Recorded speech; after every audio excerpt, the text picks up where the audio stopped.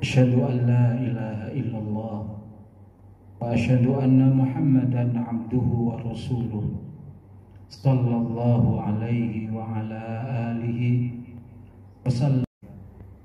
Mudah-mudahan kalau ada kerabat, handetolan, keluarga kita yang dicoba oleh Allah, diuji dengan sakit, mudah-mudahan diberi kesabaran dan segera diberi kesembuhan. Amin ya rabbal alamin. Bapak dan Ibu, waalaikumsalam.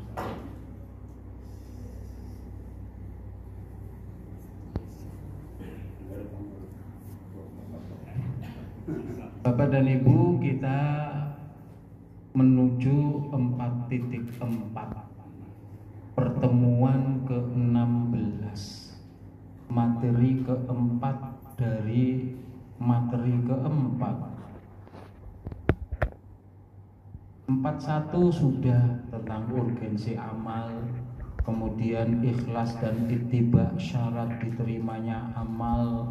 Terakhir 2 pekan yang lalu tentang amalan-amalan yang paling berat ditimbangan. Nah, sekarang kita menuju kepada rutinitas amalan sehari-hari.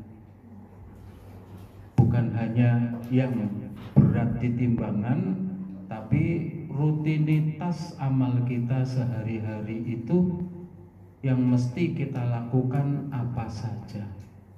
Untuk membicarakan masalah ini sudah barang tentu Bapak dan Ibu, yang paling ideal ya kita mengacu kepada rutinitas yang dicontohkan oleh Nabi. Di antara panjenengan seperti Pak Cipto misalnya sudah ikut kajian online tentang rutinitas sehari-harinya Nabi. Ini tidak rinci yang akan kita bahas, tetapi garis besar. Tidak akan cukup satu pertemuan kalau untuk membahas semuanya. Bapak dan Ibu melihat video nanti akhir saja, rutinitas amalan ibadah sehari-hari. Kita nanti bisa evaluasi diri kita masing-masing sudah sejauh mana rutinitas amal ibadah. Amal ibadah itu bukan hanya yang ukhrawi, sholat, zikir, tadarus, puasa. Bukan hanya itu, amal dunia pun bisa menjadi ibadah. Kehidupan Nabi Muhammad sallallahu alaihi wasallam adalah teladan sempurna bagi umat manusia.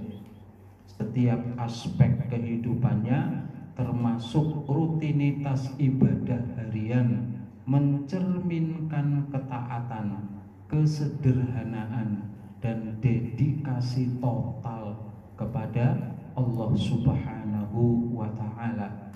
Mengkaji rutinitas ibadah beliau bukan hanya untuk mengetahui, tapi juga untuk meneladani dan mengaplikasikannya dalam kehidupan kita.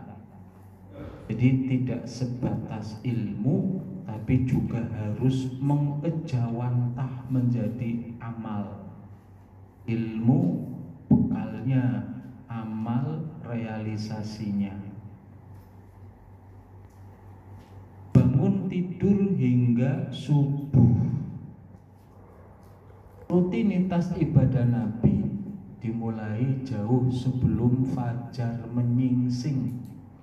Beliau terbiasa bangun sepertiga malam terakhir untuk melaksanakan sholat tahajud.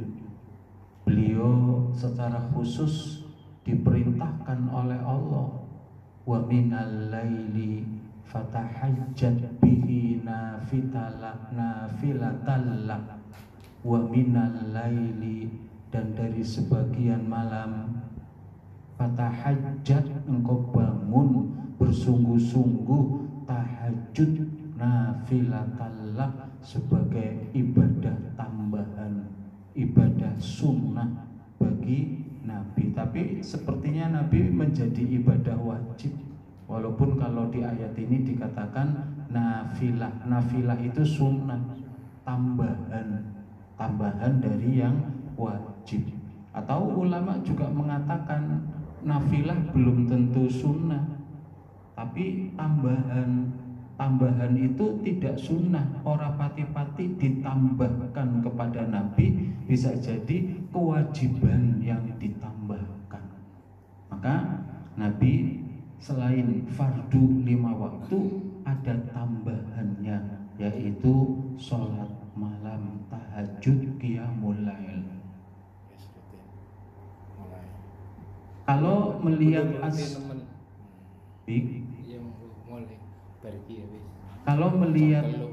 kalau melihat surat Al-Muzammil, ya ayyuhal muzammil qumil laila illa qalila nisfahu awinqus minhu qalila au zid alaihi wa rattilil qur'ana tartila.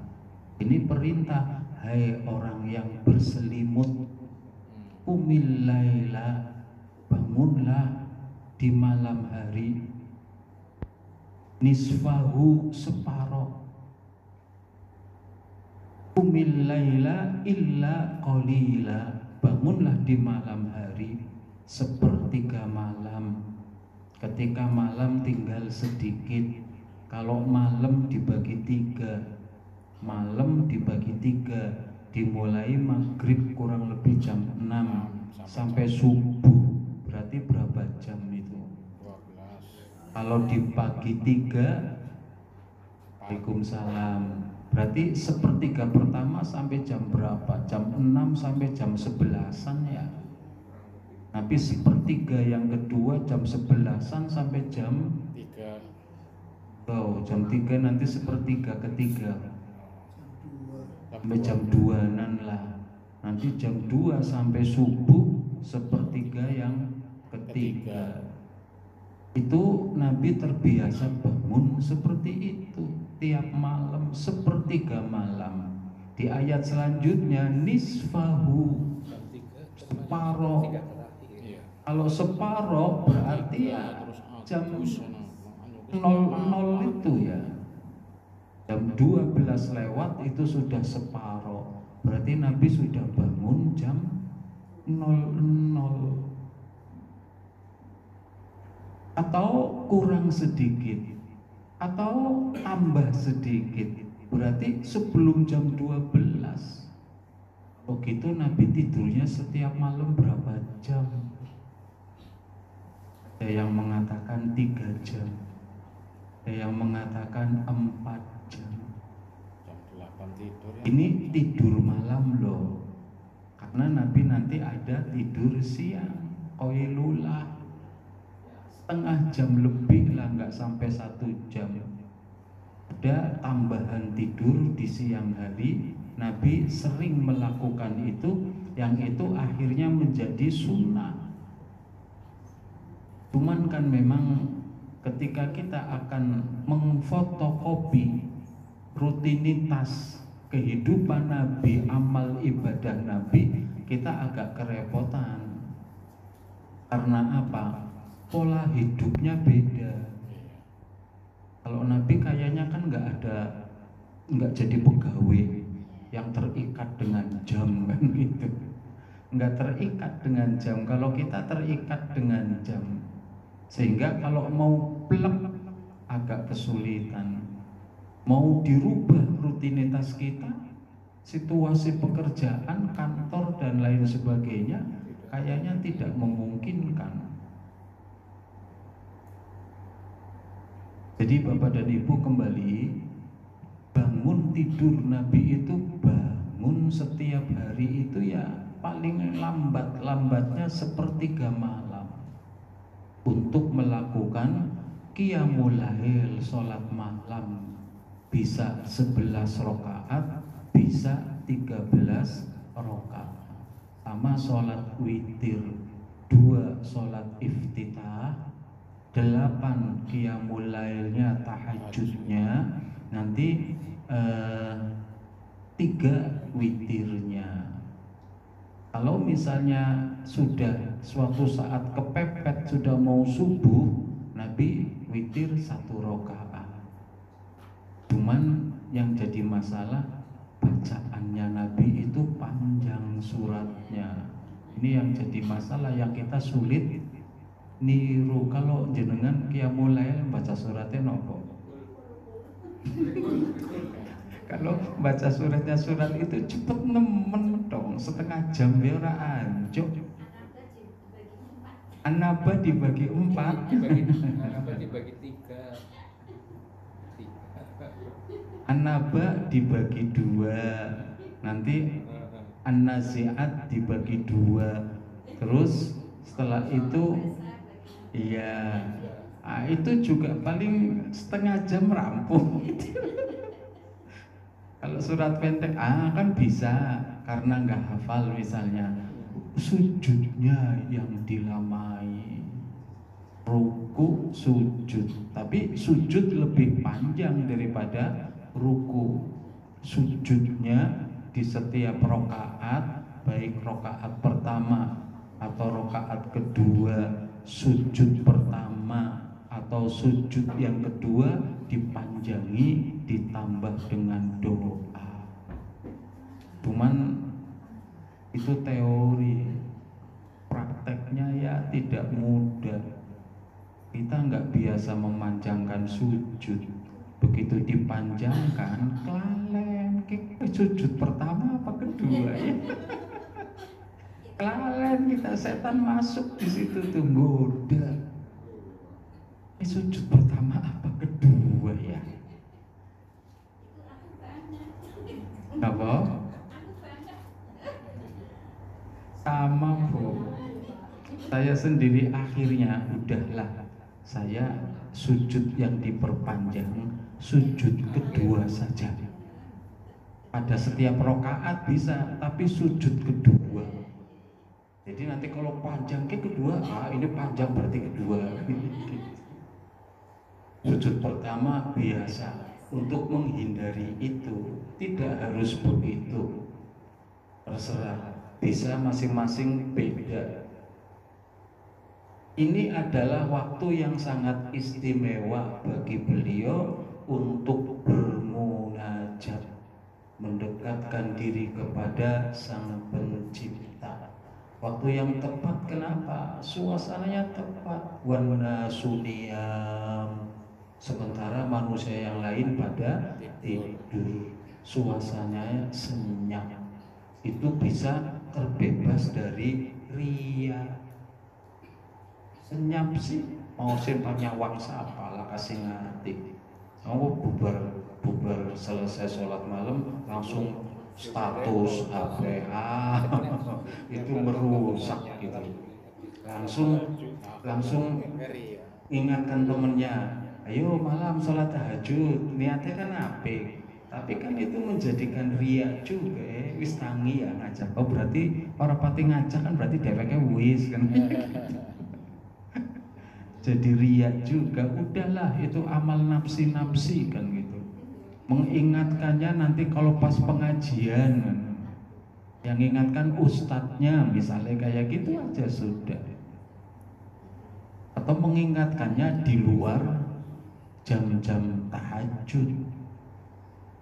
Itu pun nggak terbebas. Riak bisa terbebas, tapi sum'ah, ujub, takjub dengan dirinya sendiri. Aku kayak ngeliane pada turu, aku tangi ya. Setan Masuk tuh di situ, rusak juga. Amalnya jadi rusak ketika muncul ta'ajjub binafsi, merasa bangga dengan dirinya sendiri. Setelah itu, nanti kalau apa bedanya qiyamul lail sama tahajud? Sebenarnya sama sih. Cuman kalau mau dicari bedanya, kalau tahajud itu sunnahnya tidur dulu. Tapi kalau qiyamul lail tidak harus tidur dulu. Kayak taraweh. Taraweh itu qiyamul lail itu, karena nyambung setelah isya, tidak tidur dulu. Kalau tahajud itu sebaiknya tidur dulu sehingga badan dalam kondisi fresh, suasana hening, suasana senyap, badan fresh, hening, senyap, ngantuk, tambah ngantuk kok. Makanya disunahkan tidur dulu. Anggur tidur dulu kebladasan, ya monggo sebelum tidur. Tapi jangan langsung mengklaim diri, saya nggak bisa, bisanya langsung tidur dulu ya kebladasan, usaha belum. Gimana Bu?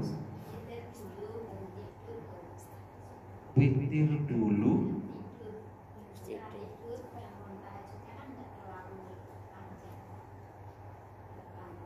Maksudnya witir dulu. Witir lampu dengan isya.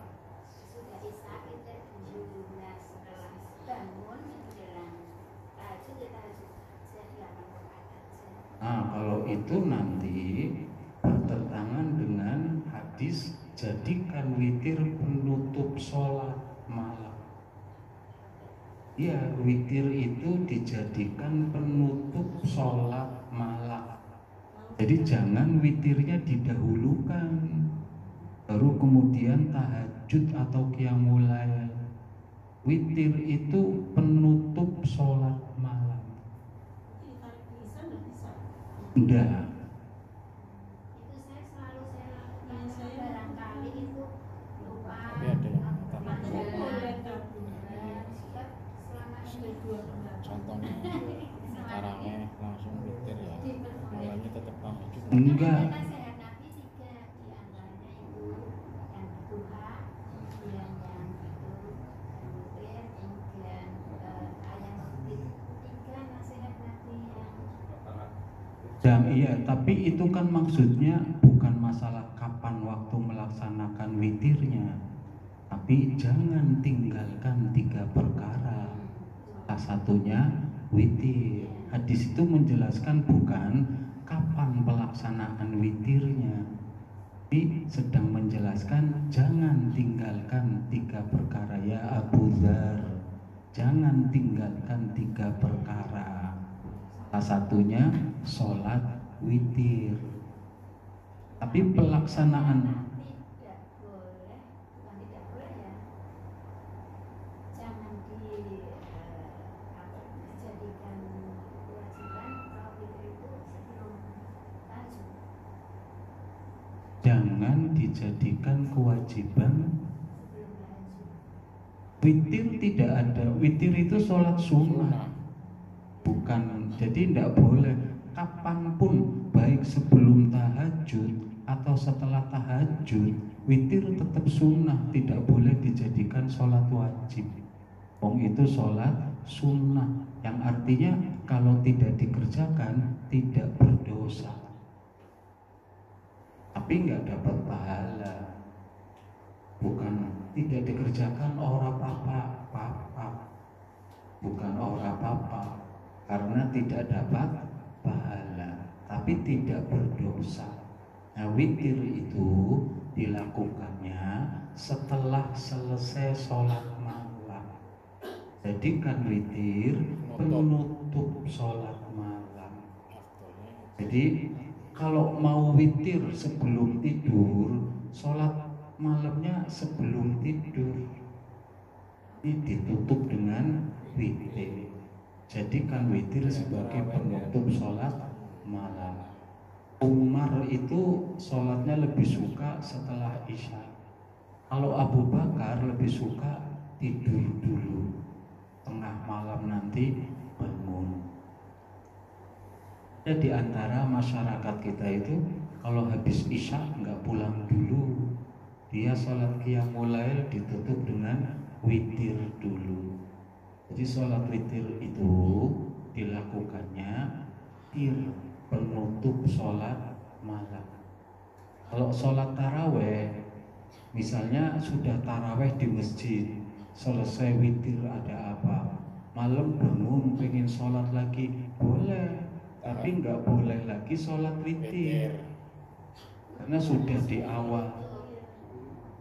Ya, karena sudah itu maksud saya barangkali jadi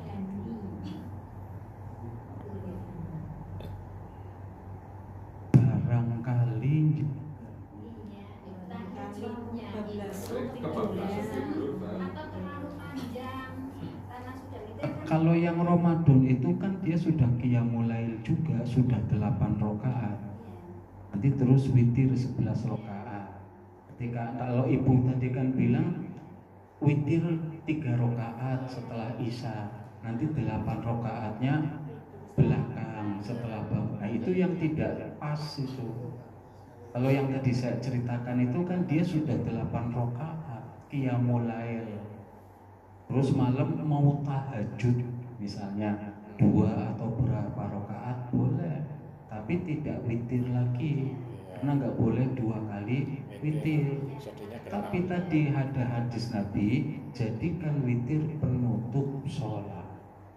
Sehingga kalau mau ditanya yang afdol yang mana, yang afdol yang melaksanakan qiyamul lail atau tahajud ditutup dengan sholat witir. Karena sholat witir dijadikan penutup sholat. Kalau yang tadi berarti bukan hanya sholat tahajud, kan sholat itu bisa ada sholat mutlak. Sudah sholat witir ada apa, tapi malam bangun pengen sholat lagi mutlak, mau berapa rakaat saja, boleh-boleh saja.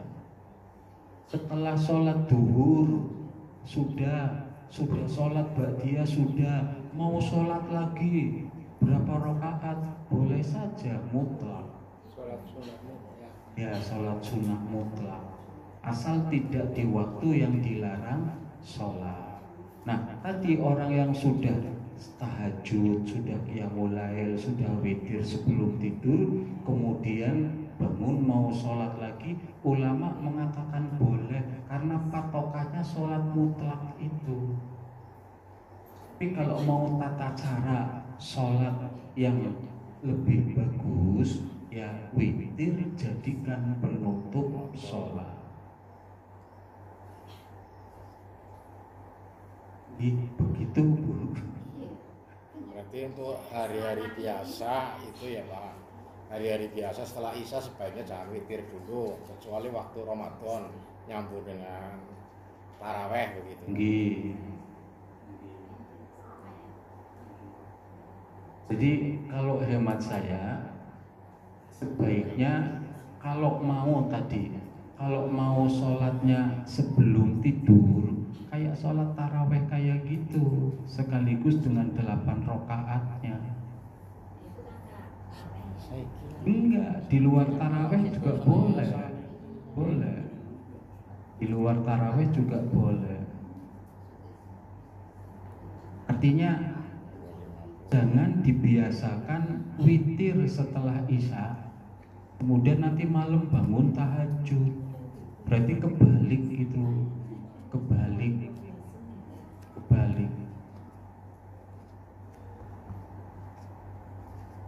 Karena witir itu penutup sholat malam. Sampai-sampai Nabi mengatakan kalau sampai bukti bahwa itu penutup sholat malam, sampai Nabi mengatakan kalau khawatir masuk datang waktu subuh, ya witir 1 rakaat saja. Saking harus jadi penutup sholat, sampai mengatakan kalau khawatir nggak nyandak 3 rakaat, ya sudah 1 rakaat saja. Itu kan berarti bukti dalil bahwa witir itu hendaknya dijadikan penutup sholat.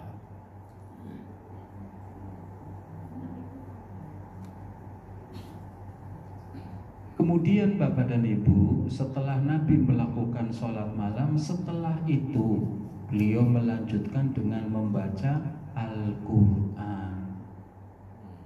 Jadi kan auzid alaihi warattilil Qur'ana tartila. Berarti berarti membaca Al-Quran di sepertiga malam. Itu kalau waktunya masih ada. Berarti bangunnya praktis. Paling tidak kalau baca suratnya surat pendek, untuk bisa sampai tadarus Al-Quran setelah Qiyamul Lail, paling tidak jam 3 mulai sholat.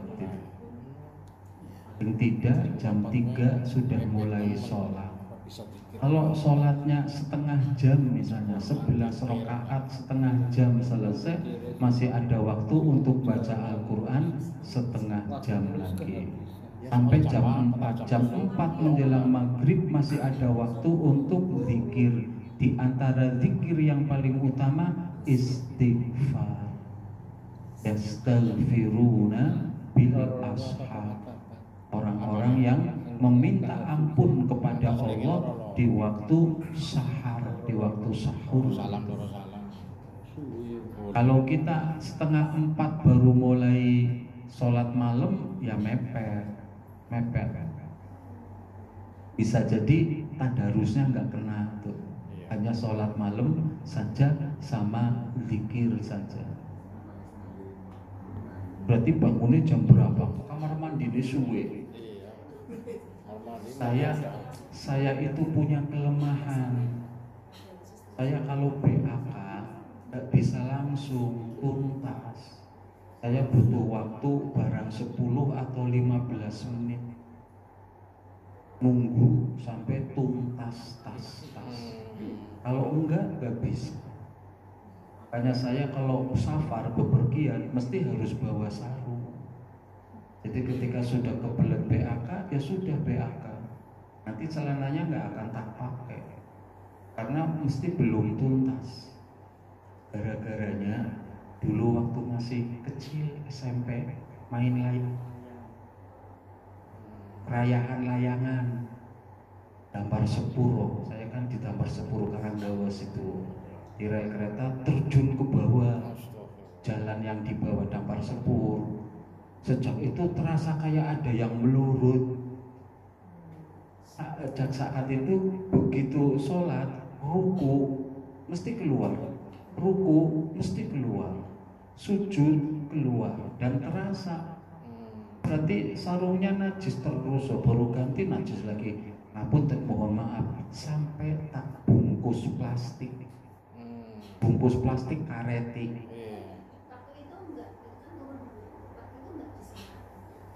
Sudah berbagai macam pengobatan, baik urut disengkap maupun dokter, sampai saya sempat pernah makan dagingnya lidah buaya untuk obat. Sejak kecil itu daging lidah buaya dimakan, tapi masih terus sampai ketika saya lulus SMP di Gontor kan disiplinnya luar biasa, nggak bisa ngeles, nanti kena hukuman terus.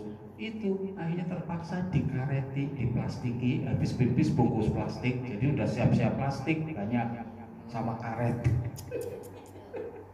Bungkus plastik kareti, udah sholat kan berarti kalau netes lagi kan ke plastik kan berarti sholatnya batal, wudunya batal loh. Saya udah nanya ke ustaz, udah wudunya karena darurat, karena penyakit dipakai sekali sholat, jadi keluar ya nggak apa-apa. Sekarang sudah nggak keluar sih kalau sujud, tetapi ya terasanya masih ganjil gitu loh. Jadi ya kenyataannya kalau dilihat iya itu ada basah-basah sedikit.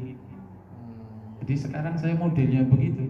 Jadi butuh waktu, tidak mesti harus pipis kamar mandi terus langsung tuntas wudu, nggak bisa. Paling tidak butuh 10 menit ini.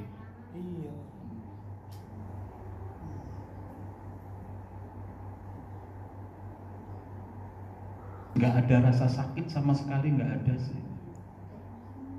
Tapi kalau nunggu 10 menit terus tuntas dan iya, udah nggak terasa kayak terasa ada yang ganjil, rasanya beda kalau gitu. Ya kayak gini kan terasa nggak ada apa-apa tuh. Kalau sudah dipeliriti ya pada Pak. Udah dipijiti, dipeliriti.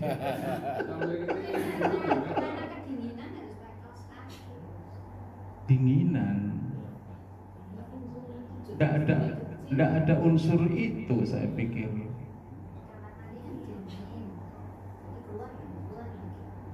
Tidak ada unsur itu sih. Udah selesai malu itu.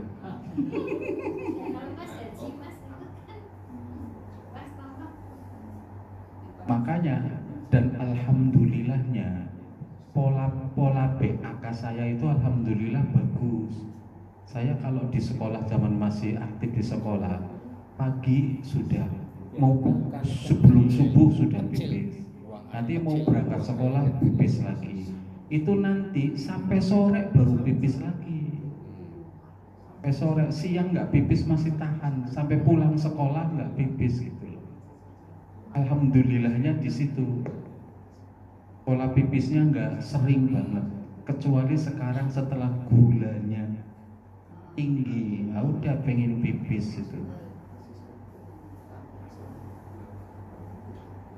Makanya saya kalau pas kayak kemarin sudah mau maghrib, pingin BAK nggak bisa ditahan, ya sudah BAK.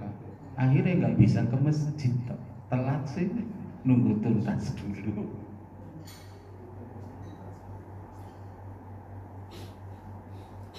Itu masalah pribadi. Anjoke apa tadi sih sanjoke mana-mana ya?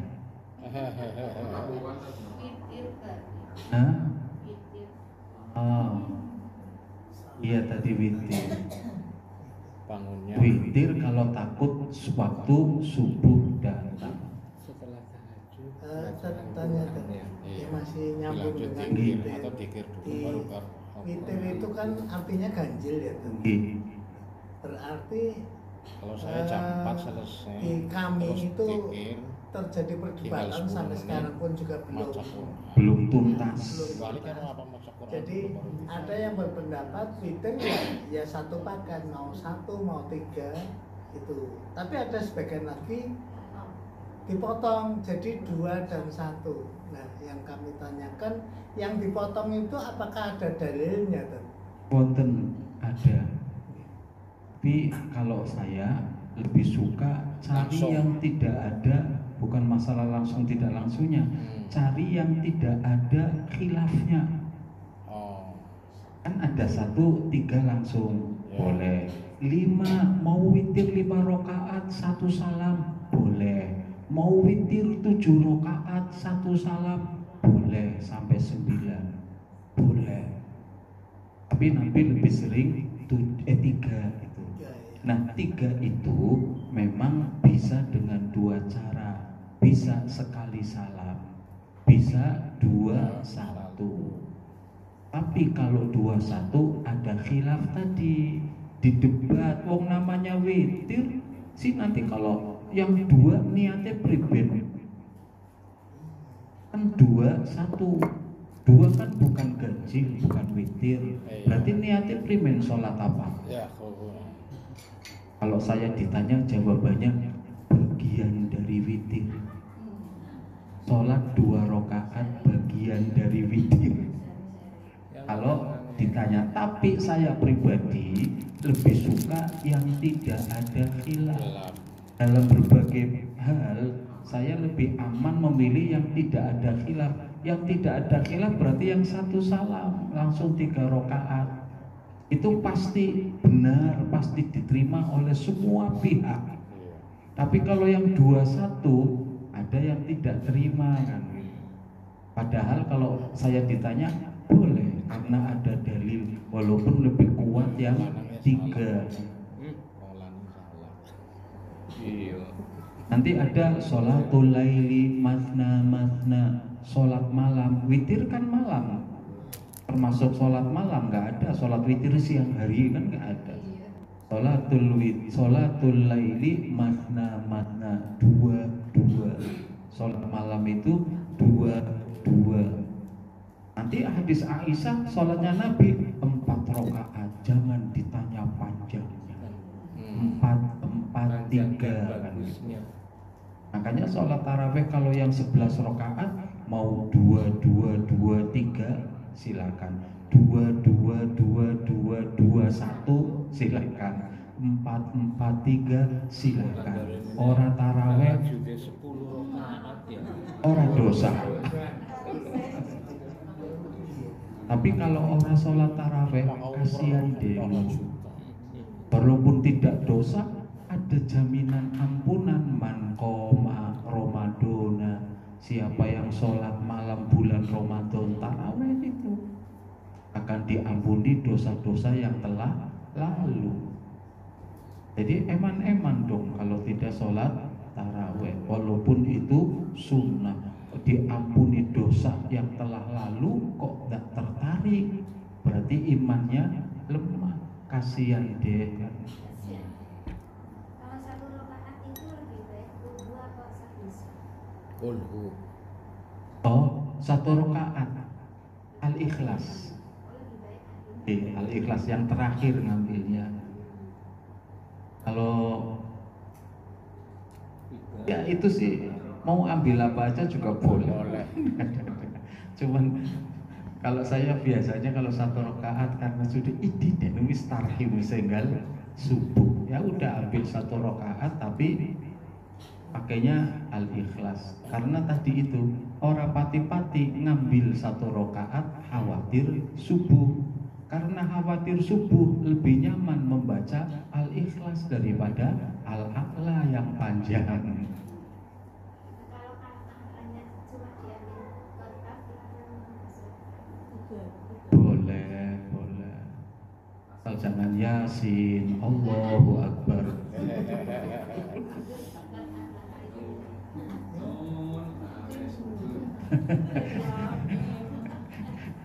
Ini sing ngeledek malaikat, ngeledek Gusti Allah. Biasanya kalau apanya tadi nggak meter 3 baterai full itu biasanya. Kenapa? Yang meter sekali itu biasanya 3 sholat sekaligus. Oh, sama Iya biasanya. Al-Falaq An-Nas. Ya. Al-Falaq An-Nas. Itu rokaat ketiga ada 2 riwayat. Ada yang Nabi membaca Al-Ikhlas ditambah Al-Mu'awwidatan, Al-Falaq dan An-Nas. Ada juga riwayat yang Nabi membaca Al-Ikhlas saja. Jadi dua-duanya boleh, tidak ada masalah.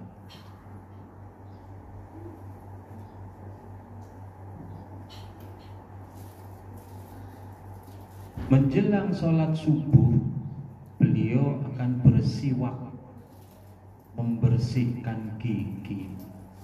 Zaman dulu nggak ada odol, adanya kayu siwak. Ya Allah kasih sayang ya, nggak ada odol, ada kayu siwak. Yang kayu siwak melalui penelitian medis dia memang punya unsur zat-zat yang bisa membersihkan gigi, membunuh kuman, sampai akhirnya ada odol siwak. Artinya kalau nggak ada kayu, apakah kita harus sunnah Nabi kayu siwak? Kalau mau pakai kayu siwak sunnah Nabi, tidak salah, jangan disalahkan. Ada orang mau sholat ngesak kayu siwak terus gini, jangan disalahkan. Oh dia lagi pengen niru Nabi, dia niatnya kayak begitu, saru mambu, belum tentu bau. Siwak yang saya itu pernah dapat siwak yang masih basah, itu bekas di tangan sampai tak cuci masih bau wangi ya. Siwak yang masih basah. Nah kalau sekarang yang nyampe ke kita kan mayoritasnya udah kering, sehingga aroma harumnya sudah sangat berkurang. Tapi juga jangan ngotot. Sunahnya siwak odol sikat gigi orang nyunah. Ya orang nyunah alatnya, tapi membersihkannya nyunah. Sunahnya di membersihkan gigi, membersihkan mulut, itu sunahnya. Jadi tidak mutlak tidak nyunah semua, apalagi memang belum tentu mudah mendapatkan kayu siwak.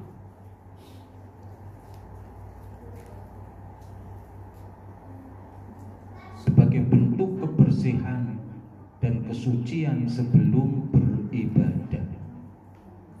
Setelah azan subuh berkumandang, beliau akan melaksanakan sholat sunnah fajar 2 rakaat.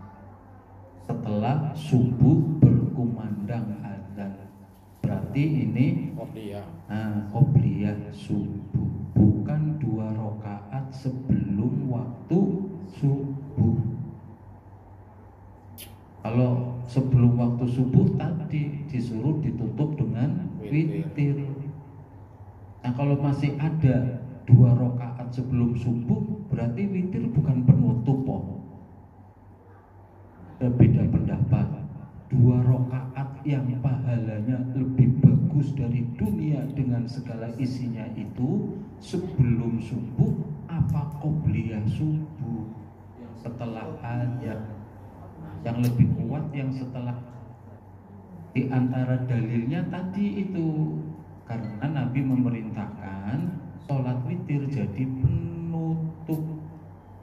Kalau ada 2 rakaat sebelum subuh, berarti penutupnya ini, bukan witir kan.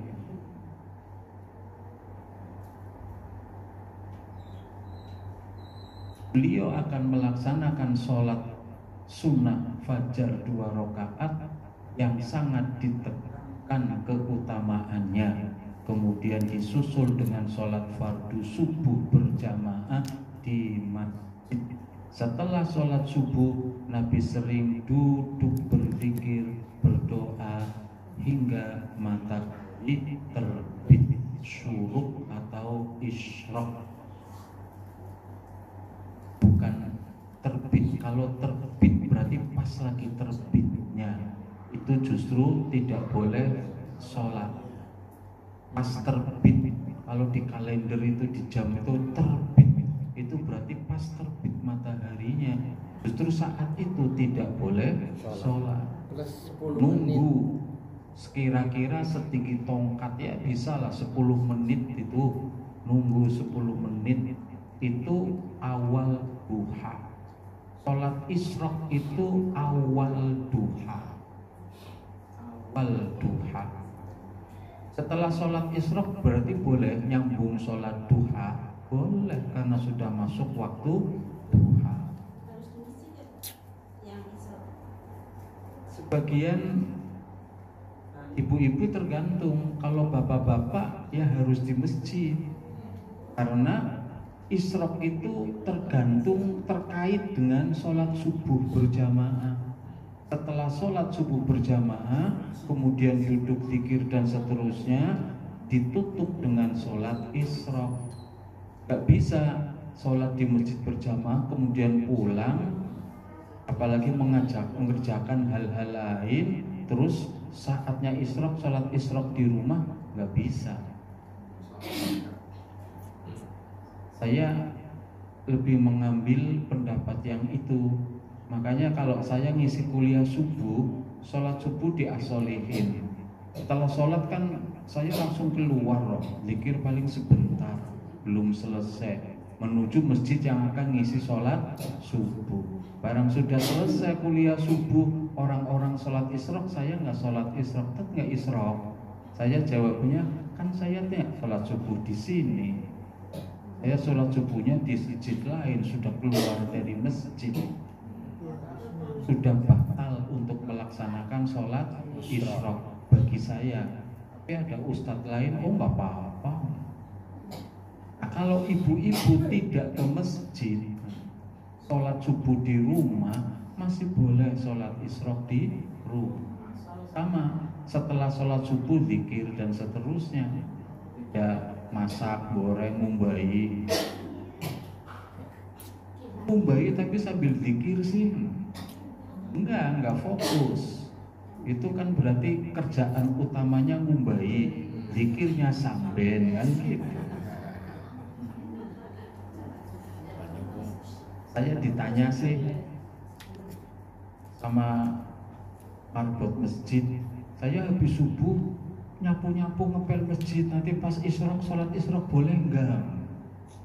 Kan kerja apa-apa zikir, berarti zikirnya disambi kerja samben. Emangnya kurang waktu kalau dipotong untuk zikir dulu habis subuh, isyraq dulu, setelah itu kerja bersih-bersih kurang, nggak akan kurang yang waktu kok. Jadi ya konsen sajalah, ibadah dulu, tutup isyraq baru kemudian nanti kan yang lain. Walaupun isyraq bukan kewajiban, tidak dilakukan tidak berdosa. Walaupun apa-apanya apa, tidak mendapatkan pahala haji dan umroh. Sholat haji dan umroh nggak bisa, kayaknya nggak mungkin, faktor dana dan seterusnya. Sholat isyraq orang tahu, berarti nggak dapat pahala haji umroh sama sekali.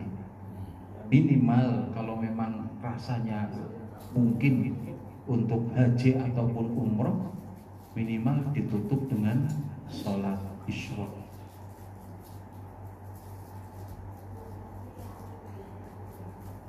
Saya aja sekarang pontang-panting setelah jadi kepala sekolah kerja lagi.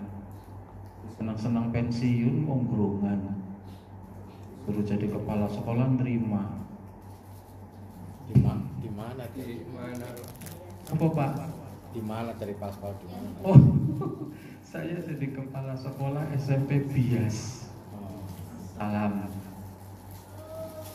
Sudah sepekan ini bulan hubungan apa kepribadian yang, tapi saya sudah nolak secara halus. Tapi malah kemudian dikasih keringanan. Tidak harus pagi-pagi datang, tidak harus pulang sampai sore. Atau kalau nggak mau jadi kepala sekolah, jadi konsultan saja. Kayak gitu sih Pak. Padahal saya bilang, saya kalau jadi kepala sekolah ya harus datang lebih awal, pulang paling akhir. Itu konsekuensi jadi kepala sekolah. Kurikulumnya apa? Ribun. Kurikulumnya Ya karena kita modelnya SMP ngikut kurikulum Diknas. Berarti kurikulum Merdeka yang disempurnakan dengan di planningnya Pak Mukti. Masih tetap kurikulum Merdeka, tapi ada tambahan. Misalnya P5 jadi P7 sekarang. P5 jadi P7. Misalnya itu. Sekarang namanya jadi murid, bukan lagi siswa atau peserta didik. Bukan PPDB, tapi sekarang SPMB, kayak mahasiswa. Sistem penerimaan murid baru. Kalau perguruan kan mahasiswa baru. Belah. Mahasiswa, anak peserta didik, murid. Ganti istilah tok padahal ya Pak ya. Tapi ya mudah-mudahan sih. Nah, bangun tidur sampai subuh sudah. Pagi hari hingga zuhur. Nanti pendalamannya di yang lain. Ini singkat-singkat. Setelah terbit matahari sedikit naik itu setongkat lah, dari ufuk itu setongkat. Tongkat lewat pandangan mata, bukan langsung tongkatnya tempel nasana. Orang bakalan bisa. Sepenggalan Nabi biasanya melaksanakan sholat duha. Jumlah rokaatnya bervariasi, bisa 2, bisa 4, bisa 6, bisa 8. Namun beliau terkadang melaksanakannya 4 hingga 8 rokaat. 2 salam, 2 salam. 2 rokaat salam, 2 rokaat salam. Kalau 4 ya berarti 2 kali. Tapi sebelum itu ada sholat isyraq tadi. Sholat duha ini merupakan bentuk syukur atas nikmat yang diberikan Allah di pagi hari. Di sela-sela rutinitas paginya, kenapa kok bentuk syukur? Karena sunnah. Kalau subuh bukan bentuk syukur lagi, wong itu wajib. Syukur olah syukur ya kudu sholat. Kalau duha sunnah, maka menjadi salah satu bagian bentuk ungkapan rasa syukur kita kepada Allah Sampai jam berapa? sampai menjelang duhur, ya jam setengah 12-an lah, sampai menjelang duhur. Kapan waktu terbaik sholat duha? Nabi mengatakan hina Ramadotil fisol. Ramadotil fisol. Ramado itu panas. Fisol anak-anak unta. Ketika anak-anak unta yang sedang berjemur itu di bawah terik matahari mulai terasa panas. Ya, tidak mesti anak unta, kita pun juga kalau sudah masih jam 7, jam 8 belum terasa panas kok. Ya. Nah, mulai panas kira-kira jam berapa? 9.10. 9.10. Nah, 9.10 itu waktu yang paling bagus melaksanakan sholat duha. Ketika sudah terasa panas menyengat gitu. Yang jelas sebelum duhur. Ya, setelah duhur panasnya tambah panas lagi loh. Tapi bukan itu, awal panas gitu loh. Awal mulai memanas. Di sela-sela rutinitas paginya, beliau juga meluangkan waktu untuk mengajar dan membimbing para sahabat, memberikan nasihat serta menyelesaikan berbagai permasalahan umat. Interaksi sosial ini pun merupakan bagian dari ibadah beliau, yaitu menebarkan kebaikan dan ilmu. Ketika waktu zuhur tiba, beliau melaksanakan sholat fardu zuhur berjamaah setelah sebelumnya melaksanakan sholat sunnah rawatib qobliyah zuhur. Qobliyah zuhur itu bisa 2, bisa 4. Baik 2 atau 4 itu sifatnya muakkadah.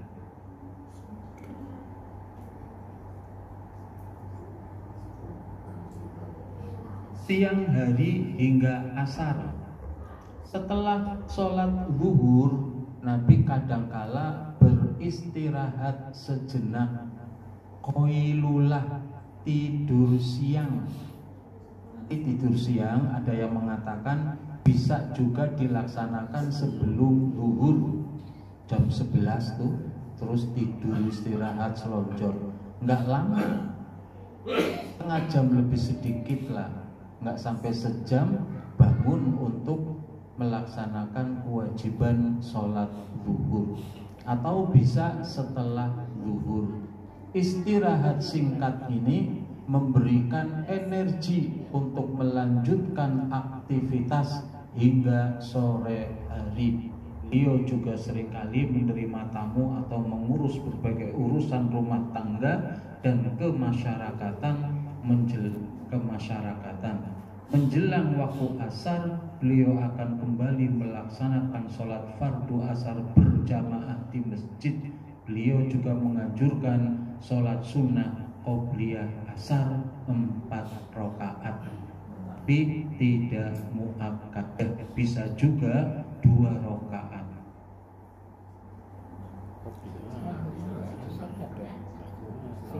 Bukan muakkadah. Sing kata sehabis sholat asar ya.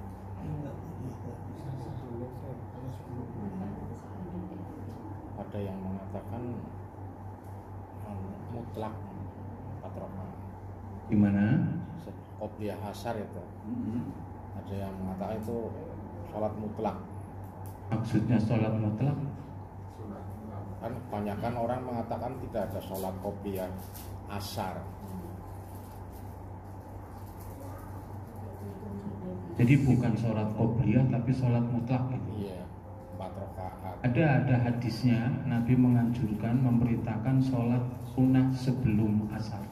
Kalau sholat sunnah sebelum asar, semua sholat yang beriringan dengan sholat fardu itu berarti rawatib, qobliyah atau ba'diyah. Semua sholat sunnah yang pelaksanaannya beriringan, nggak bisa dikatakan sholat mutlak karena beriringan dengan sholat fardu. Berarti sholat qobliyah, ada hadis memerintahkan sholat 2 atau 4 rakaat sebelum asar, tapi tidak muakkad. Tidak muakkadah. Asar itu tidak ada yang muakkadah. Ba'diyahnya nggak ada. Kayak subuh nggak ada ba'diyah. Tapi nanti subuh pun jangan kaget kalau ada orang setelah sholat subuh sholat sunnah 2 rakaat. Mengkodok qobliyah. Qobliyahnya nggak dilaksanakan, orang nyandak, akhirnya dikodok. Nabi pernah begitu? Pernah. Akhirnya jadi dalil. Memang kalau saya pribadi, hemat saya, iya betul.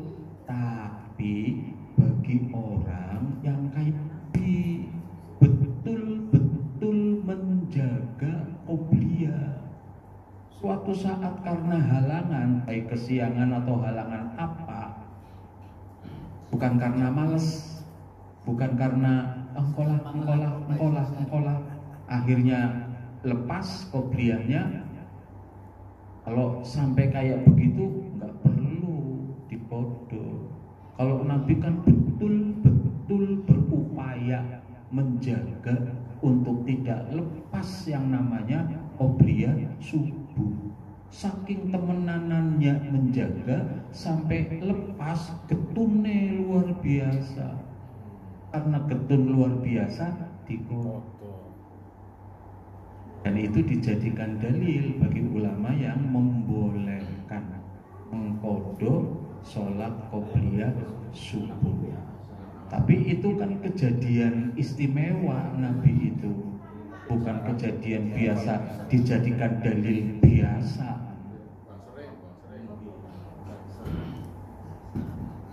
Maka saya lebih cenderung kalau sudah kelewat ya sudah.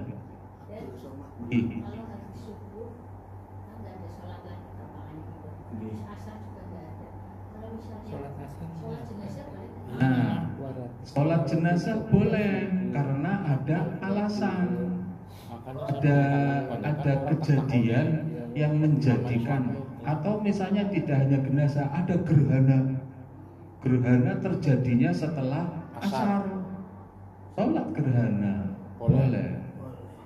Yang nggak boleh itu sholat yang tidak ada alasan. Tahiyatul masjid boleh karena ada alasan masuk masjid. Boleh. Syukrul wudu kan kapan saja. Boleh. Syukrul wudu di mana saja. Setelah wudu. Ya asar malam. Kalau seperti saya masih ngajar ya, jam azan. Seperti saya kan masih ngajar. Masih jadi guru. Masih ngajar. Masih ngajar. Sehingga jam zuhur itu posisi masih mengajar, kayaknya kalau dibilang masih ramai lah gitu. Sehingga sholat zuhurnya katakan jam 1 dia selesai mengajar. Nah itu apakah masih bisa mengajarkan qobliyah zuhurnya? Boleh masing. Cuman yang lebih bagus sekolahnya disesuaikan jadwalnya, diislamisasi. Yang lebih bagus. Nanti kepala sekolahnya kayak pesantren buat. Kadang kan kayak gitu ada yang. Tapi kalau di Al-Irsyad Pak Cip itu jadwal udah diatur. Jadi pas waktunya zuhur ya pas istirahat kedua. Itu waktunya istirahat, sehingga begitu azan ya semuanya sholat. Bahkan semua orang kecuali yang berhalangan, kata kebersihan ada apa, semuanya kecuali sapam di depan. Sapam juga ikut sholat. Kalau di Al-Irsyad itu kalau pas waktu zuhur gerbangnya ditutup, ada tulisannya pelayanan dihentikan, sholat zuhur dulu. Digembok, ya nggak digembok, digerendel lah, tapi di luar ada tulisan itu. Ada tamu siapapun yang mau nunggu, kami lagi menghadap Allah dulu. Lebih penting menghadap Allah. Sampai satpam pun juga harus ikut sholat. Ya mudah-mudahan itu pembelajaran bagi anak-anak. Pembelajaran apa? Mementingkan terutama tepat waktu ya. Tepat awal waktu. Sholat zuhur jam sekarang ini kan asar jam 3:11:10 ya. Sekitar itulah. Jam 3 sholat zuhur tepat waktu mboten? Tepat toh. Kan belum habis waktu zuhur, masih di waktu zuhur. Tepat waktu, tapi bukan awal waktu. Jam 3 sholat pada waktunya enggak, pada waktunya. Kalau pada waktunya kan berarti tepat waktu, tapi tidak awal waktu. Padahal sholat yang bagus itu awal. Tapi ditanya dulu sebabnya sholat zuhur jam 3 sebabnya nopo.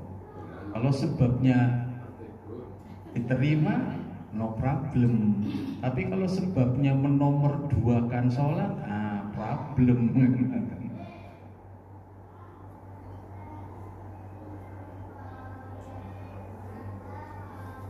Sore hari hingga maghrib.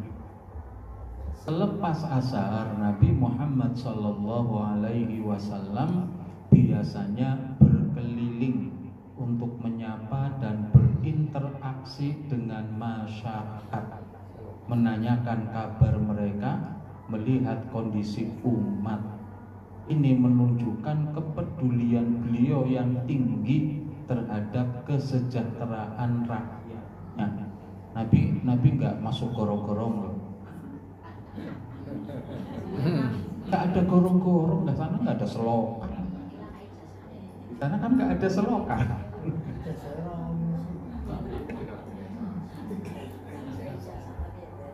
Tapi ini menunjukkan betapa Nabi perhatiannya luar biasa. Kita aja kan, apalagi orang sekarang lebih asik dengan HP-nya di dalam rumah yang udah dipasangi wifi, semuanya sudah, bahkan ada apakah CCTV, memantau tetangga sekitar lewat CCTV, udah bisa memantau. Bepergian keluar kota aja masih bisa dipantau lewat HP CCTV-nya, baik di dalam rumah atau di luar rumah masih bisa dipantau. Jadi kayak gitu manusia sekarang termasuk sudah memantau, tidak usah keluar rumah. Ya enggak lah, bagaimanapun juga ada interaksi, namanya aja antar. Kalau pakai CCTV kan hanya satu aksi dari pihak kita. Ketika matahari terbenam, beliau bersegera melaksanakan waktu maghrib berjamaah di masjid. Setelah itu beliau biasanya melaksanakan sholat sunnah rawatib ba'diyah maghrib 2 rakaat. Di maghrib juga ada qobliyah, tetapi tidak mu'akkad. Ada hadisnya, nanti temu ada, tapi bukan di sini. Malam hingga tidur. Waktu antara maghrib dan isya seringkali dimanfaatkan oleh Nabi untuk makan malam bersama keluarga atau berdiskusi dengan para sahabat. Setelah adzan isya berkumandang, beliau melaksanakan sholat fardu isya berjamaah, kemudian diikuti dengan sholat sunnah rawatib ba'diyah isya 2 rakaat. Qobliyah juga ada, bukan tidak, tapi tidak muakkad. Jadi kalau ada orang melaksanakan qobliyah isya ya nggak usah dilarang, itu ada dalilnya, tapi tidak muakkad. Beliau juga membaca doa zikir sebelum tidur seperti ayat kursi, al-ikhlas, al-falaq, an-nas, serta meniupkan pada kedua telapak tangan, mengusapkannya ke seluruh tubuh. Pengertian ke seluruh tubuh yang enggak semua. Maksudnya benar kanggo setan. Iya. penjagaan dari syaitan. Beliau tidur dalam keadaan suci dan berzikir sebagai penutup hari yang penuh ibadah.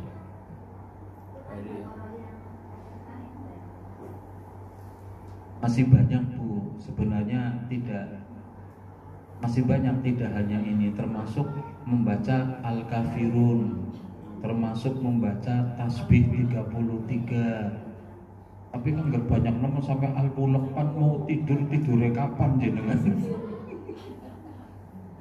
Tidak di tempat Kalau ini di tempat tidur ini bacanya sudah dalam kondisi berbaring, baca doa sebelum tidur, kemudian zikir dengan membaca ayat kursi, Al-Ikhlas, Al-Falaq, An-Nas, nanti bisa ditambah Al-Kafirun, ditambah tasbih 33, tahmid 33, takbir 33, kayak habis sholat itu loh. Ya pokoknya niat sampai kemudian lep tidur belum sampai selesai sudah dicatat.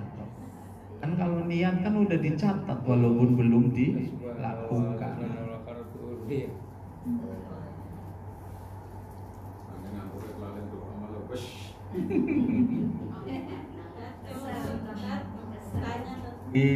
Kalau melihat dari penjelasan tadi dari pagi sampai mau tidur tuh kayaknya Nabi tidak ada kegiatan berdagangnya ya.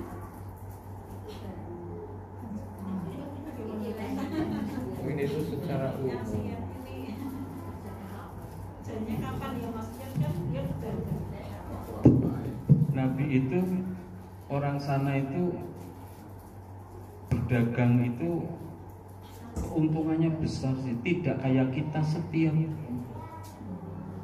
dagang itu beberapa waktu, beberapa hari, nanti sudah keuntungannya bisa untuk hidup sekian hari. Mereka nggak ngoyo kayak kita. Ya kalau yang sugih-sugih modal besar, Nabi kan modalnya terlalu besar. Terus Nabi juga tidak punya keinginan mengumpulkan harta sebanyak-banyaknya sih. Nabi itu kalau ditanya Nabi itu kaya apa miskin? Yo kaya, yo miskin. Dibilang kaya miskin, dibilang miskin kaya.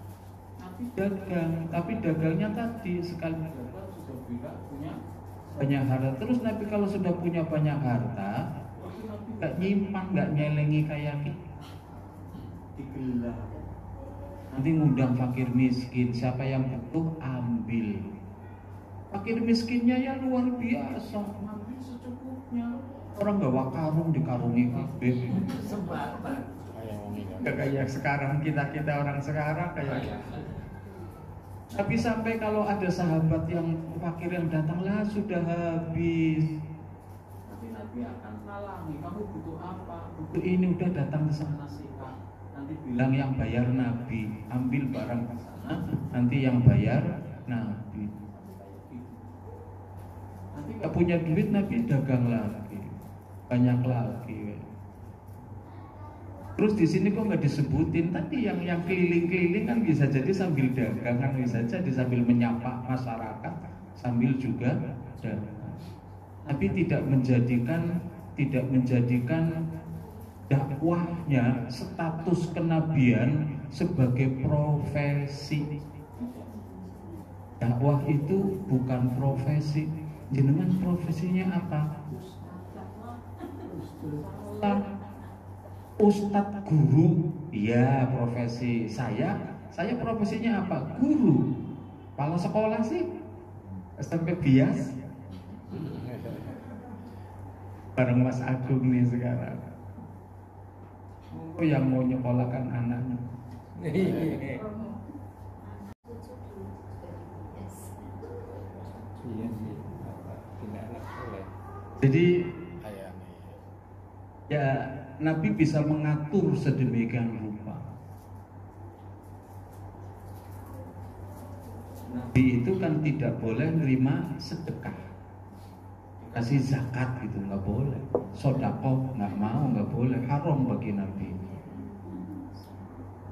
Kalau rampasan perang baru boleh, hadiah baru boleh. Salman Al-Farisi, Salman itu kan namanya saja Al-Farisi, Fars itu kan Persia, Persia itu sekarang Iran.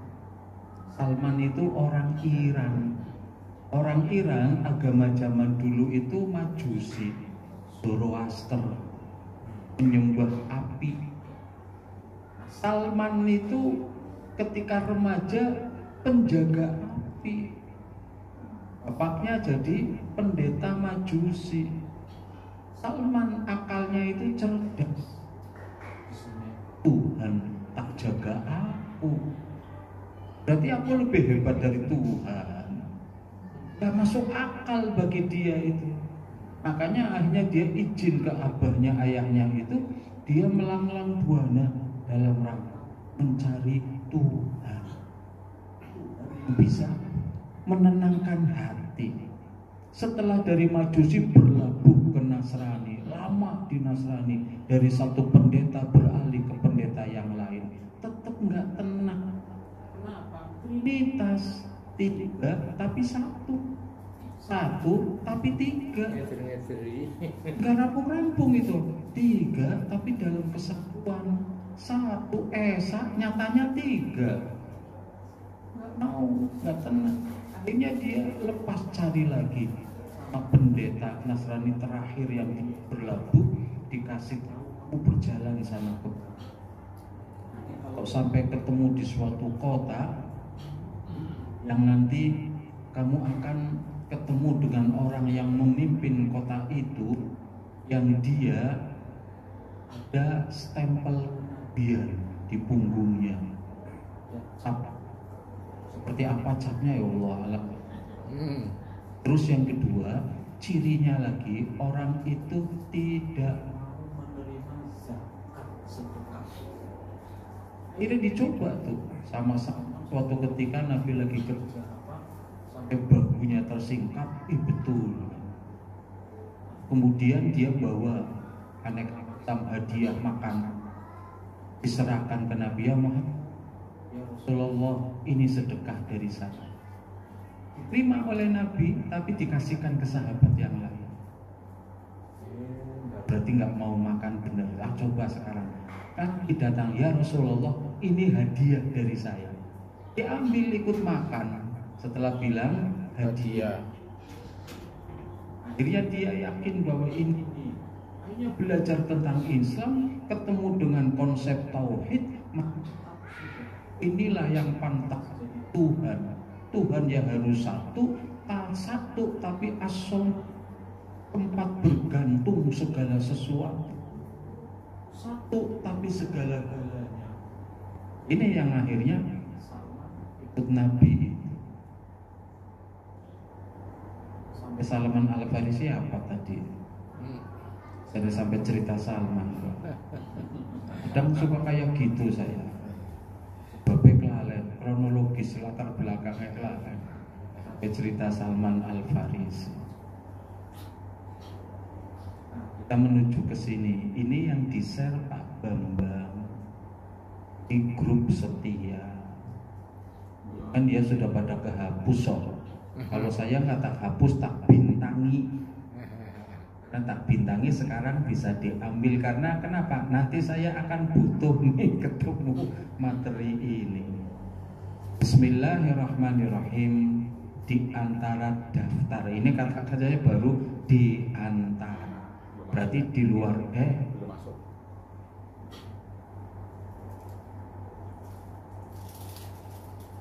Karena di antara berarti di luar ini masih ada. Di antara daftar amalan-amalan sunnah. Sunnah berarti ada dalilnya. Walaupun hanya ditulis nama surat, hadis perawinya, ayatnya tidak dicantum. Ini sudah ada. Nanti Bapak Ibu tidak usah khawatir, Pak Edi nanti akan seluruh materi dari awal sampai akhir nanti akan dibukukan, dijilid yang rapi, nanti panjenengan dibagi satu-satu, gratis. Karena Pak Edi kemarin hari Rabu ke Semarang ke Basnas dapat bantuan dana 25 juta untuk setiawinya Pak Edi. Pak Edi kan banyak relasinya. Tegal Kota ya hanya setia saja sama TPK-nya, yang lain nggak ada. Kota Tegal dapat dari Basnas. Kalau kabupaten kemarin kita dengar ada beberapa, Pangkah ada, Adiwurna ada, terus mana lagi. Tapi ketika kita dipanggil, berikutnya majelis taklim sekolah tinggi ilmu akhirat, heboh sendiri.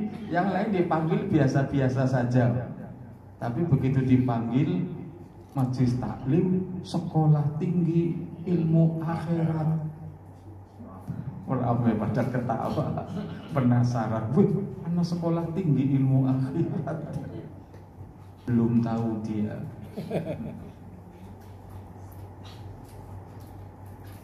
Terus sama Basnasnya diwanti-wanti. Nanti laporannya misalnya beli batu bata sekian, beli semen sekian. Pak Edinya mikir lagi dalam hati berkata, belum tahu dia. Bata pan gua apa, semen pan gua apa. Butuhnya laptop atau ini LCD, ini kan masih pinjaman. LCD, butuhnya tadi diktat dan seterusnya.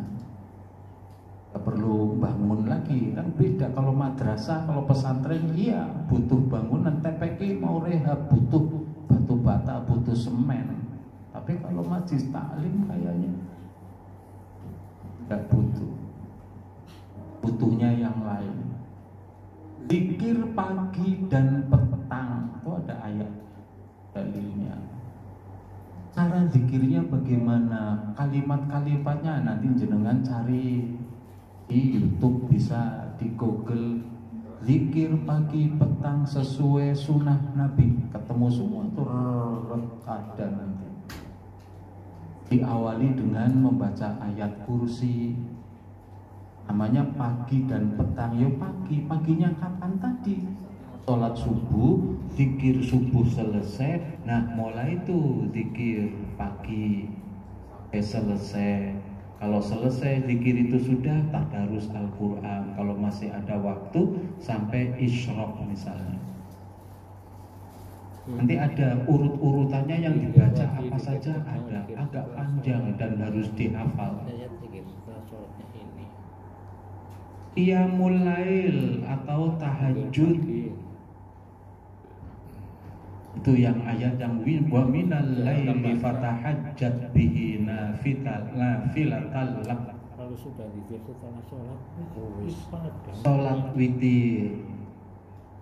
Sholat witir itu diletakkan setelah qiyamul lail atau tahajud.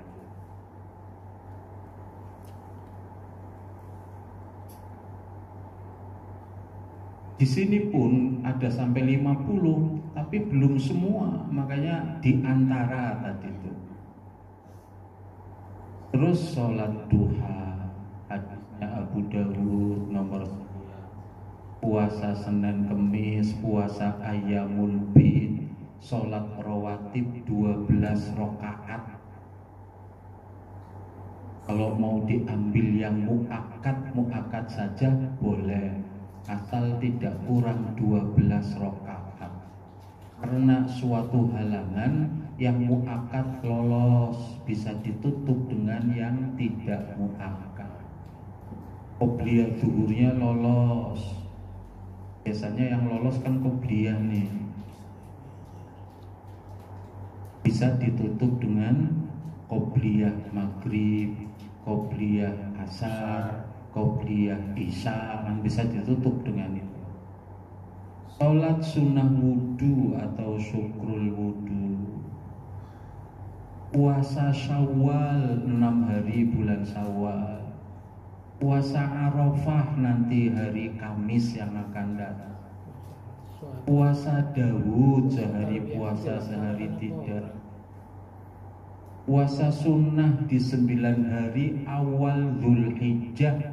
Ini dari hari apa kemarin tanggal 1 sampai sekarang sampai hari Rabu, hari Kamis nanti itu boleh. Tapi ingat, itu bukan puasa sunnah Dzulhijjah. Tidak ada yang namanya puasa sunnah Dzulhijjah, itu enggak ada.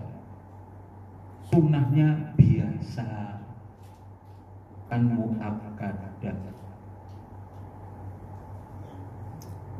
Nanti sih kalau setelah ayamut tasyrik tanggal 16, 17, 18 puasa boleh enggak? Boleh. Puasa apa? Puasa mutlak. Sama kayak yang tanggal ini, tanggal 1 sampai 8 juga puasa mutlak. Hanya saja dilakukan di hari yang dilipat gandakan, yang lebih bagus daripada jihad pahalanya. Tapi tetap bukan puasa khusus, puasa umum. Jangan sampai kita mensyariatkan puasa Dzulhijjah, tidak ada.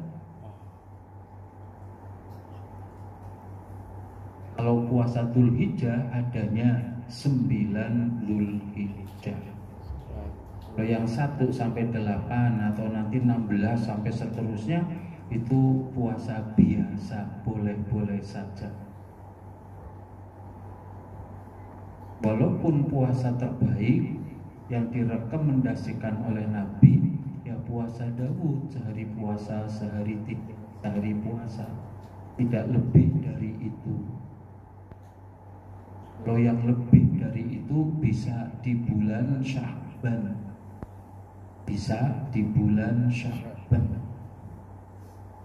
Di bulan yang lain selalu puasa setiap hari, ayong ngerjare saya sih keonggronganen, ayong lebih hebat dari Nabi kan. Seperti 3 orang yang ditegur oleh Nabi ketika bertanya kepada Aisyah agar menceritakan bagaimana ibadahnya Nabi. 3 orang itu akhirnya berkata, kalau begitu saya tidak akan tidur, akan sholat malam terus-terusan. Satunya lagi berkata, kalau begitu saya tidak akan makan siang hari, puasa terus-terusan. Orang ketiga berkata lagi, kalau begitu saya tidak akan menikah untuk ibadah terus-terusan. Tapi krungu langsung keluar, kamu ngomong kayak saya Nabi maksum kekasih Allah, tapi yo puasa yo tidak puasa, sholat malam ya tidur juga.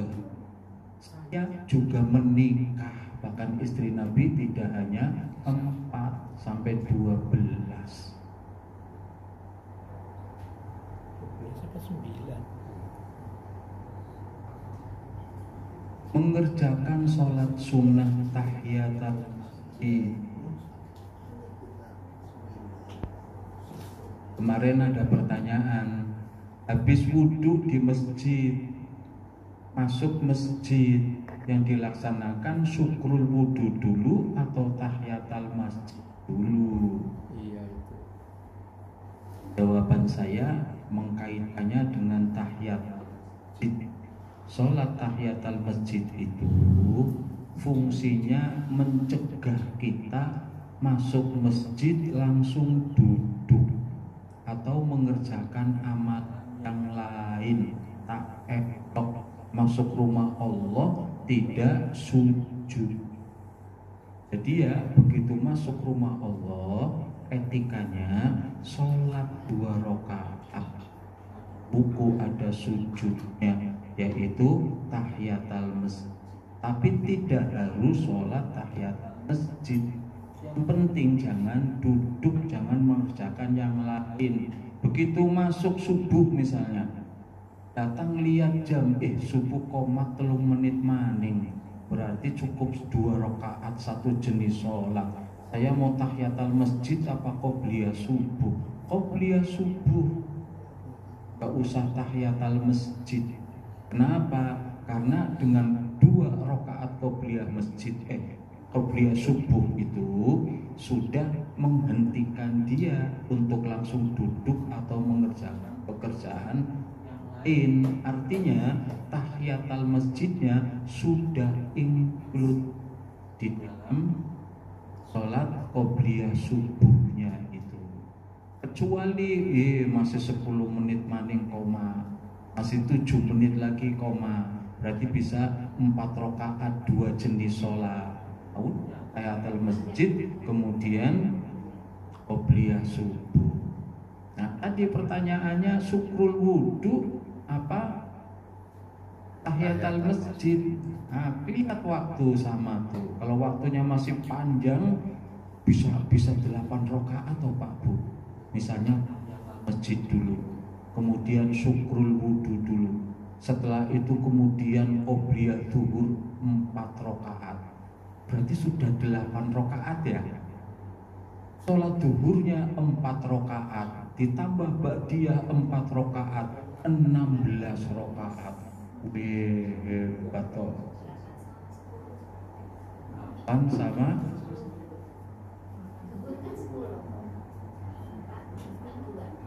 zuhur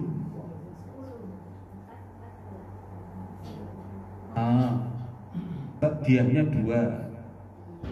Yang ba'diyah zuhur itu yang muakkad 2, tapi yang tidak muakkad bisa 2 lagi sehingga 4 bisa. Ba'diyah zuhur itu bisa 4 rakaat 2, tapi yang muakkad itu 2, yang 2-nya tidak muakkad. Kalau ditambah dengan yang tidak muakkad berarti sudah 12 ditambah 4, 16. Itu kan tadi tahiyatul masjid sama syukrul wudu 16 rakaat. Yang tok kalau mau lengkap Pak Ustadz, apakah niatnya bisa dijadikan satu? Misalnya dalam satu sholat sunnah itu niat sholat syukrul wudu, niat tahiyatul masjid, dan niat qobliyah sekaligus. Kalau yang tahiyatul masjid tidak usah diikutkan. Misal nih, tinggal 3 menit, bisanya 2 rakaat mau milih mana? Syukrul wudu, tahiyatul masjid, qobliyah zuhur. Pilih pundi? Dirapel satu niat. Boleh, tapi tadi yang tahiyatul masjid enggak usah diikutkan karena sudah sholat. Iya, karena sudah gugur perintah tahiyatul masjid.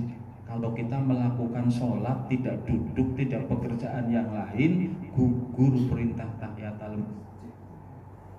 Karena fungsi utama tahiyatul masjid mencegah untuk tidak melakukan yang lain selain ini sudah sholat. Berarti yang dirapel syukrul wudu dengan qobliyah zuhur. Para ulama mengatakan kalau itu satu paket boleh dirapel, bukan satu paket bisa. Itu kan berarti satu paket toh. Bisa satu paket. Yang contoh yang nggak bisa satu paket nopo misalnya kan mau sholat witir dengan ba'diyah isya. Witir aku nggak sholat, mau sholat witir saja, saya nggak sholat qiyamul lailnya hanya witir, tapi tak gabung 2 rakaatnya dengan ba'diyah isya, nggak bisa. Itu nggak satu paket yang berbeda. Witir 3 rakaat, ini 2 rakaat. Kalau yang satu jalur kayak gitu, itu masih bisa. Tapi hemat saya udahlah pilih itu, Allah Maha tahu.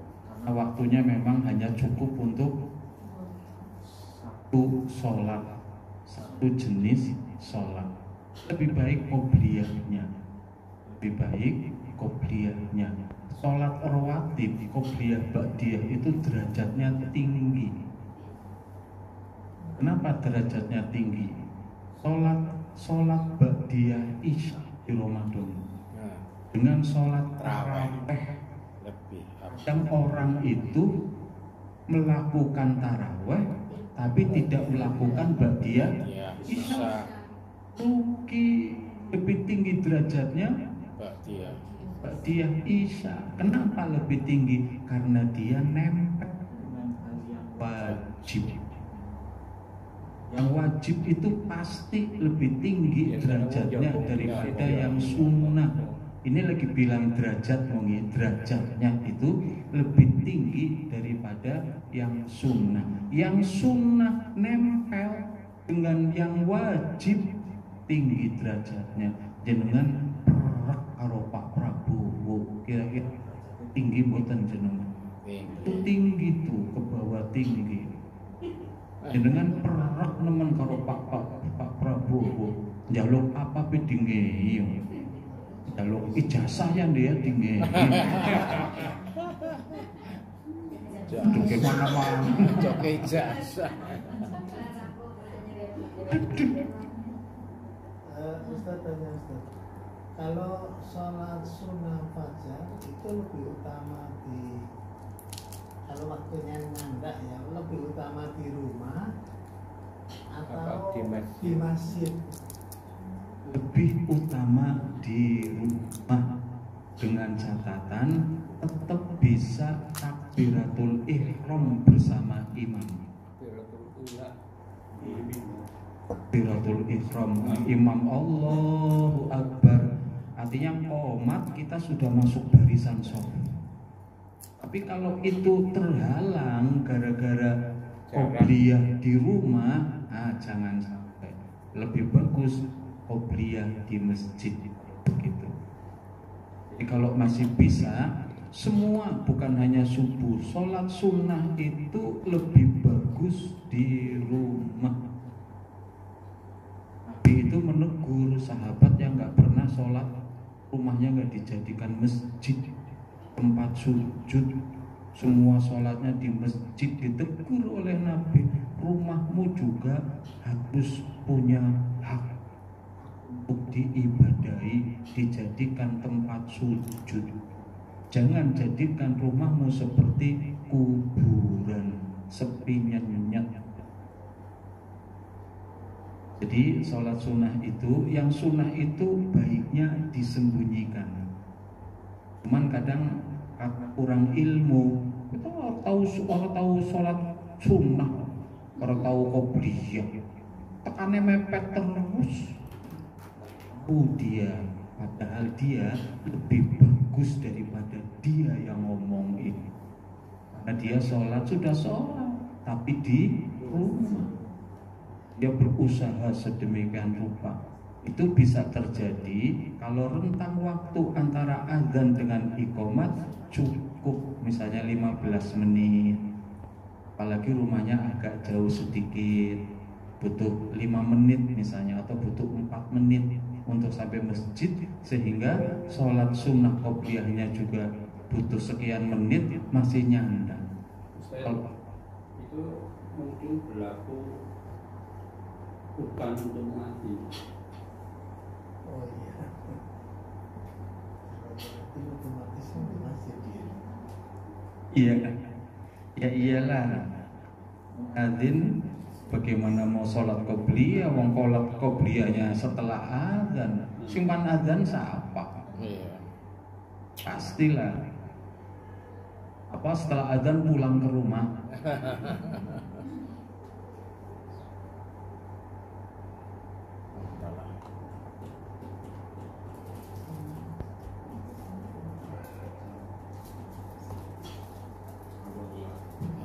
Nyambung lagi Ustaz, masih tentang azan tadi. Ini hanya mencontohkan aja.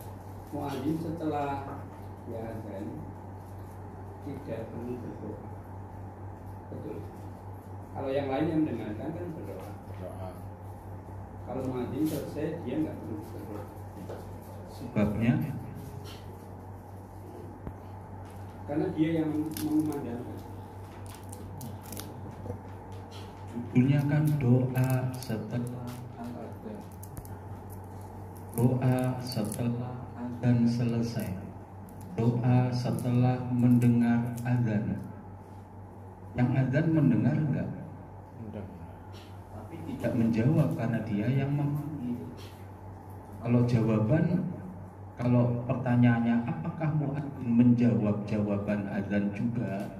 Ya, tidak, wong dia yang memanggil. Dia kan seperti wakilnya Allah kan ya. Dia nggak menjawab. Tapi kalau berdoa apa yang menghalangi dia untuk berdoa? Tidak ada halangan. Sehingga tetap berlaku juga untuk dia berdoa. Seperti imam ucapan amin kan doa. Imam pun yang membaca Al-Fatihah membaca amin. Makmum yang mendengarkan membaca amin. Bahkan harus bersama. Iya. Katanya agak menyimpang sedikit, tapi masih ada hubungannya dengan sholat. Kalau kita mau sholat di jamaah, tapi orang tersebut sholat sunnah dulu, nah ini dibenarkan atau tidak? Kemarin kan kita sakit seperti itu ya.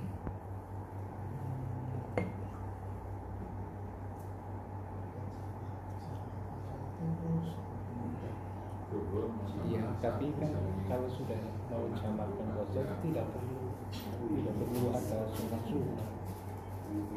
Makanya kemarin ini kan sudah sholat sunnah, lalu saya mengambil sikap sudah dijamak, tetapi bukan di ringkas. Saya selama ini kok ketemu dengan kebijakan itu ya. Tapi secara pribadi pemahaman saya, wong sing fardu be dikurang, sing fardu be dikurang, apa dadi lo, kan masih sunnah juga. Jamaknya jamak lengkap. Mau jamak duhur sama asar. Iya. Jadi qobliyah duhur rakaat. Terus seenggak sholat duhurnya dulu, duhur 2 rakaat. Kan yang namanya jamak berarti enggak sholat badiah, asarnya dulu. Gabung sih. Setelah sholat asar berarti kan sudah enggak ada sholat sunnah. Berarti kalau bicara ba'diyah otomatis gugur. Baik ba'diyah zuhur, ba'diyah asar, secara hukum ini baru secara hukum sudah gugur. Berarti yang ada hanya qobliyah zuhur. Qobliyah zuhur pun jadi masalah. Rombongan temen wong sing papat be dikurangi dadi loro, sing wajib pokoknya sing sunnah pan dilaksanakan apa-apa. Ya wis loro bae. Sunnah daripada ngelaksanakan loro maksudnya Allah dikosor, dijamak, dikosor itu maksudnya apa sih? Meringankan. Kalau dikejar waktu, atau kalau capek, atau kalau pengen urusan yang lain cepet-cepet dan seterusnya. Berarti kalau saya pribadi merasa kalau dijamak kemudian tetap sholat sunnah. Kalau saya nggak melakukan, tidak pernah melakukan sholat sunnah ketika sholatnya di sholat maghrib sama isya, habis isya kan masih ada ba'diyah. Ba'diyah maghrib jelas hilang, ba'diyah isya masih bisa. Masa makhluk sholat ba'diyah juga wong sholat TB di jamak sama. Kalau begitu mendingan gak usah di jamak. Tapi kalaupun mendingan nggak usah dijamak, nggak pas juga. Wong Allah memberikan kesempatan rukhsah untuk dijamak di ini. Walaupun jamaknya tidak kotor. Walaupun jamaknya tidak kosor. Walaupun jamaknya tidak kosor. Saya lebih memilih untuk tidak melakukan yang Sunnah. Bukan berarti nggak mau sunnah, tapi ya karena paket sholat jamak itu. Ketika bicara sholat jamak, sudah nggak bicara lagi tentang